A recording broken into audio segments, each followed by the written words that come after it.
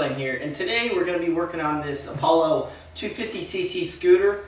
What's going on with it is when you start it up and you give it a little gas, it wants to choke out and then it'll take off again. So we got ourselves a dirty carburetor. We're going to clean it, but just for reference, I'm going to show you what it sounds like. So when I go to hit the gas, it kind of wants to cut out. Now right now it's actually running a lot better than it did because it's cold. But you can feel the hesitation. It's even worse when it heats up. It'll almost bog out and completely stall out. First thing we're going to do is we're going to unlock the seat. Alright, so I'm going to remove the seat. Go ahead and remove these two screws on this panel. To get to this carburetor, it's going to be tough, but we can do it. The first thing, we're going to go ahead and take off this 12mm throttle cable. And then we're going to move that out of the way by taking it off right here from the throttle. Then we're going to go over here and take off this Phillips head screw and loosen up the intake and pull that off. And then we have to get the vacuum lines can wait till last. It's pretty much just a one disconnect right here. It goes into a V, and we'll just pop that off. Take our 12 and crack it loose. Alright, here's the Phillips for the intake manifold. Now we're going to take off this intake right here. We got a Phillips head screw around this circle clamp. Now we're loosened up for the carb intake off. The other side actually kind of just fell off right here. So imagine we could just jam that in there. But once you get that out, that gives you a lot of room. Alright, hopefully I'm not blocking your view. I'm going to stick this screwdriver in here. I'm going to feel for it. Got the carburetor.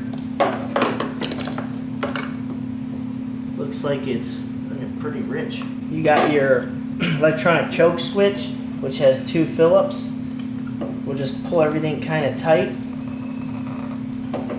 and get it in the area, and just make sure you remember where all your hose clamps go.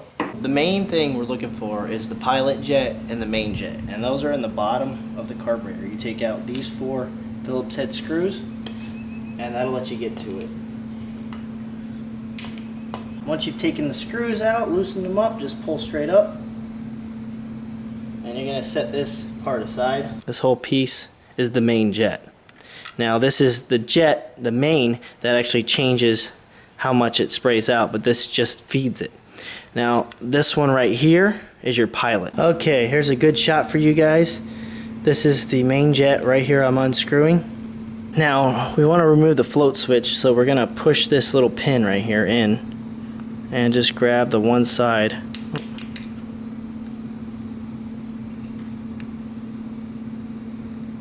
And pull it out. And now the float will come right up just like this.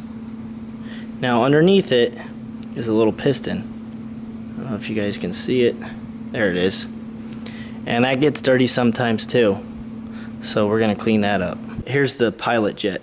And this one, this works off your idle and everything like that. So you're going to want to clean those little holes out. You can see them, the little holes. Clean them out with that little tool that you can get at Home Depot for like $4. It's real cheap. Now we're just going to come over here. We're going to take the diaphragm out and check out that. The needle in there, that could be messing it all up. Could be getting sticky. So we're going to need a Phillips head screwdriver. Make sure you push and turn. You don't want to just turn because then it'll strip it. Once you strip it, it's over. And there's a spring under here, so don't go flipping it up real quick. And there's our spring. And here's our diaphragm. Keep in mind we got a little tab right here, so when you pull it off, make sure you put it back the same way. And just kind of pull it back like that.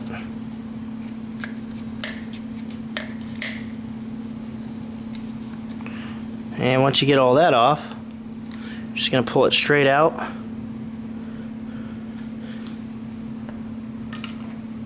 And usually this is what doesn't have a lot of play. The needle. Hold on, my camera's trying to focus. Alright, the needle needs to have some kind of play in it, in and out, and if it doesn't, that'll mess up your choke Also needs to be clean. I'm going to take some brake cleaner and clean all this stuff up really well. Now inside this diaphragm right here, you pretty much push down and turn it with your finger and it'll pop right out. Hold on, we already got it off. There it is. Pops right out just like that. Basically, this goes down first. You know, you stick that in there. It has a little clip right here. Now a lot of people were moving the clip up to the middle and they were getting better acceleration. Sounds like a good theory because it allows it to get more fuel on takeoff. So again, I would just clean these parts up real good and maybe adjust this up one. Gonna take some gasoline, pour it in here. Toothbrush.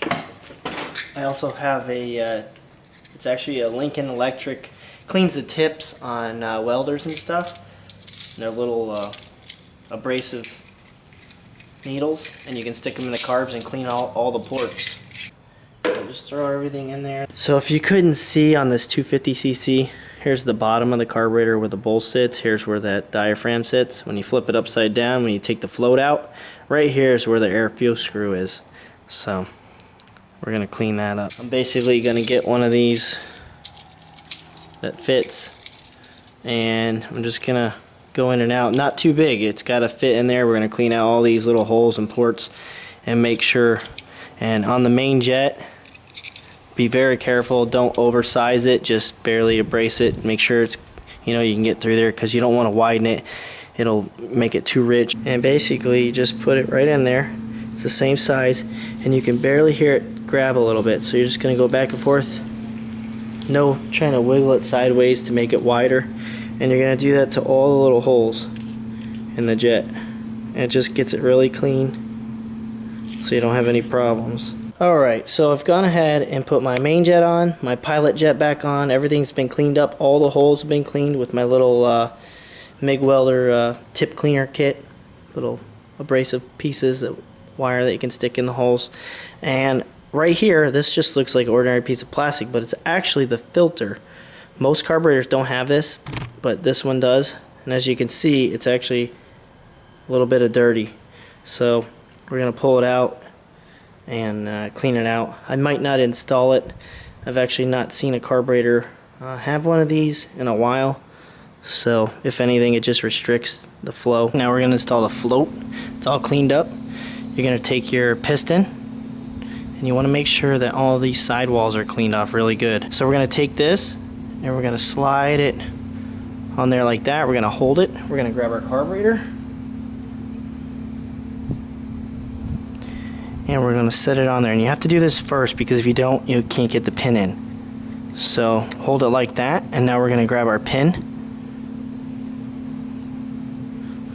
right here, and we're just going to slide it into the float switch and the mechanism. Let's see if we can do it. I'm trying to hold. There we go. And slide it all the way through and it just acts. If you can do that back and forth real smooth, then you know you got it pretty clean. For the diaphragm, we have a spring, we have the needle, and the locking mechanism. So the first thing we're going to do is we're going to take the needle and we're going to drop it right down in the middle hole, right there. Right there, just like that. Now, first thing I would do is slide the needle up first, kind of like that, so you can put the spring onto the needle and then go down slowly with the mechanism, because if you don't do that you're going to lose it. Now when you get down to the bottom, you're going to push in, you're going to push down with your finger and turn it, or with a socket, and that's it. Now the needle's in there and you got some good play. That's what you want. You want the play. You want to be able to go in and out a little bit. If you can't go in and out a little bit, it's going to cause it to bog out at idle and everything like that. The whole carburetor's clean with the diaphragm, section 2. Now we're going to take the diaphragm and that piece I was telling you about right there, that lip, that goes right here. And it can't mess up, so you turn it around. We're going to stick the needle back in the same position that we were at, just like that. You're going to push down the rubber and make sure you get it all in there real good, because if you don't, it won't seal properly. So that's good like that. We're going to take the spring and the cap and we're going to tighten it on. Okay, so we take our spring and we just set it right on down in there like that. We take our cap and it matters which way it goes. This indentation right here has to cover that lip. So it just goes just like this. Make sure you get it in that piece right there over it. Like that. And then push it down. Holes line up great. Take your 2 screws and screw them in. Last but not least, you just look at the bottom and see which way it's shaped. And then we're just going to take it and set it on there. And then we're going to screw in all the screws. Another quick tip is take the choke. Just put a little bit of gas on a toothbrush and kind of clean right in the inside of it. Sometimes they get a little stuck up from, you know, dried on gasoline or whatnot. Now with this carburetor, once I put it on, right here's the air fuel screw. It's going to be a nightmare to adjust. So pretty much every time I turn this off, I'm going to have to loosen it, take it off, flip the carb upside down, turn it half a screw, run it for like a couple minutes so that the fuel, all the air gets out of the fuel system, and then ride it around and see how it does. So it could take quite a bit. On the other ones, they're right on the side, very easy to get to. I don't know why they designed this way, but it's a poor design. So we cleaned up the area a little bit, a little more cleaner to work in. We're just gonna take this bottom hose, and this was the hose for the drain line. It's nothing special. Now, just size up your carburetor and remember where everything went. As you can see right here, we have the Y that I was talking about earlier. It goes right up here on the vacuum line. First one, we have one that is on the side, which goes right here. I'm not going to put that one on just yet. This one is going to go on the back side right here. 2 screws in the choke. The choke is right here. We're going to take our bracket, get that choke in there any way you can. Alright, we got the choke on. So I cleaned it up as best I could. Looks a heck of a lot better. And we're going to slide it into the bottom one over here. I'm tightening the back one up first. I'm going to tighten this one up. Hold your clamp so it doesn't go underneath. We got to stick this screw down in here to mount this intake to the carburetor so it doesn't, you know, fall off, vibrate loose. Okay, that's all done. Now we're just going to put the throttle cable back on, and that's real simple. You're going to want to turn the carburetor.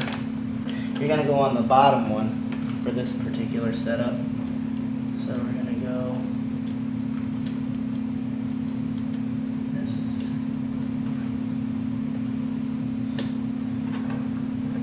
And you want the cable to go down and under and on the guide rail. And just like that. So now when you turn it, you have full throttle. Now we're just going to tighten the throttle cable, get it to where it's tight on the bracket. I already got it adjusted so that it's closing completely. If your idle's really, really high, you could have backed the screw out too much and it's not mating properly. So now we're going to give her a start and see how she works.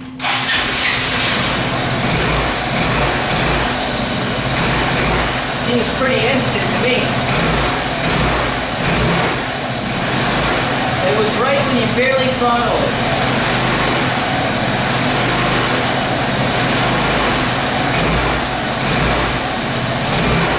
it. Okay, so I'm going to start this bike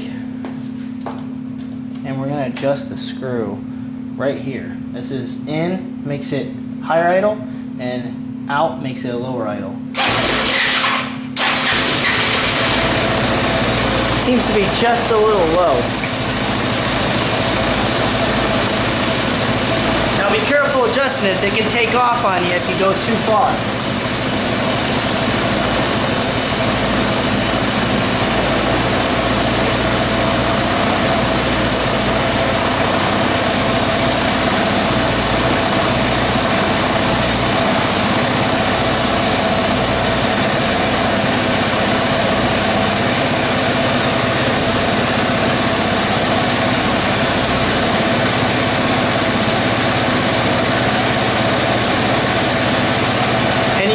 Adjust this when it's already heated up, so I'm just doing it for right now, but when it heats up it usually goes lower.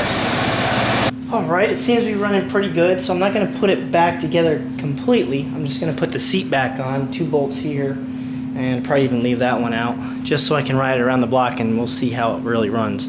Well guys, hope you enjoyed this quick tutorial on how to clean out your carburetor on a 250. This is a SL250-2 Apollo. There's one more quick tip I want to show you guys. Here's the quick tip on the intake manifolds. Right around this rim, they usually start cracking, so the airflow is going to be greater than what it normally is, and that'll lean it out a little bit. So make sure that it's all sealed up in there. Well guys, if you enjoyed this quick tutorial, please subscribe, and I'll see you guys next time.